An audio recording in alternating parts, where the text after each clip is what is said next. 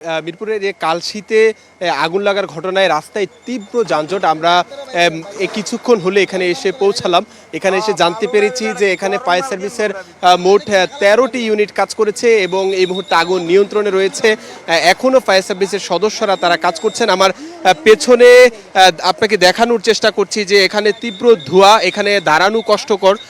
এখানে ফায়ার সার্ভিসের সদস্যরা কাজ করছেন, এখনও পানি দেওয়া হচ্ছে এবং এখানে অসংখ্য ঘর পুড়ে গিয়েছে এবং এখানে যারা প্রত্যক্ষদর্শী ছিলেন তাদের সঙ্গে এসে কথা বলার যে সুযোগ হয়েছে তারা জানিয়েছেন যে আজকে সারাদিন যাবৎ মুষলধারে বৃষ্টি হয়েছে।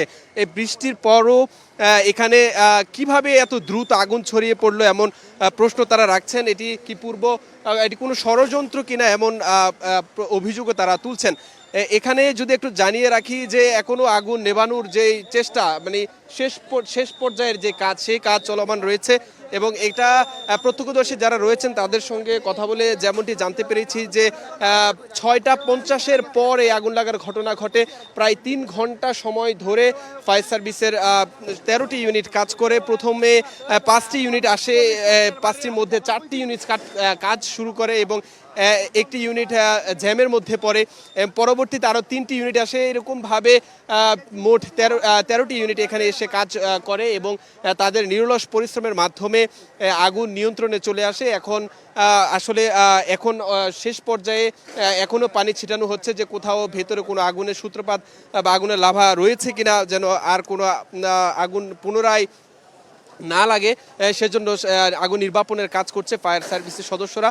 এবং এখানে পাশেই এই আগুন লাগার ঘটনায় কেন্দ্র করে, যেহেতু এটি রাস্তার একবারই পাশে, যার কারণে তীব্র যানজট, যান চলাচল বন্ধ রয়েছে বলা যায়। ফায়ার সার্ভিসের সদস্যরা অনেক চেষ্টা করছেন দ্রুত সময়ের মধ্যে আগুন পুরোপুরি নিয়ন্ত্রণে নিয়ে আসার। বলা যায় নিয়ন্ত্রণে চলে এসেছে। এখানে আমরা কথা বলেছি কয়েকজনের সঙ্গে, তারা আরও যে তথ্য দিয়েছেন যে আসলে কিভাবে হঠাৎ করে এখানে এরকম আগুনের ঘটনা ঘটলো সেটি তারা প্রশ্ন রাখছেন। এবং এখানে আমরা দেখেছি যে ফায়ার সার্ভিসের পাশাপাশি রেড ক্রিসেন্টের সদস্যরা এখানে কাজ করছেন এবং এখানে আমরা সেনাবাহিনীর সদস্যদেরও আমরা দেখেছি তারাও এখানে কাজ করছেন। সবার সম্মিলিত প্রচেষ্টায় আগুন নিয়ন্ত্রণে এসেছে। একটু আপনাকে এখানে ধোঁয়ায় আসলে দাঁড়ানোই কষ্ট হচ্ছে মনির, এখানে খুবই কষ্ট হচ্ছে।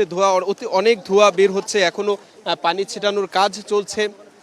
তো আমরা এখানে এসেছি, পরবর্তীতে যদি আপনার সঙ্গে যুক্ত হই আরো আপডেট আমরা আপনাকে জানানোর চেষ্টা করব। এই ছিল আমার কাছে সবশেষ। জি অবশ্যই, আপনি সাবধানে থাকবেন জিসান, এবং পরবর্তীতে নিশ্চয়ই আরো বিস্তারিত আপনার থেকে জানবো।